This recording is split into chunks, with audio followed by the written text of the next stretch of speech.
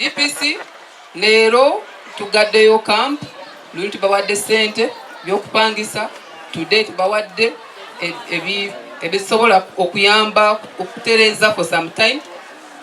That means we no longer want to see anybody in the camp.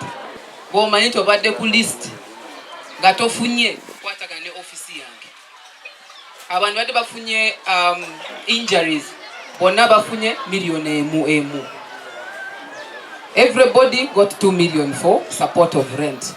The issues concerning landlords, we are going to have a discussion and we'll have a meeting with the landlords to communicate what is the result from the government evaluation. Landlord yekanza abaana b'entutte n'anziriza ssente ate nga ssente ennyumba baziseera kati bwe ennaku gye tulimu wano ne bannaffe. Download the app on App Store or Google Play Store now. Vision Digital Experience, the future of media.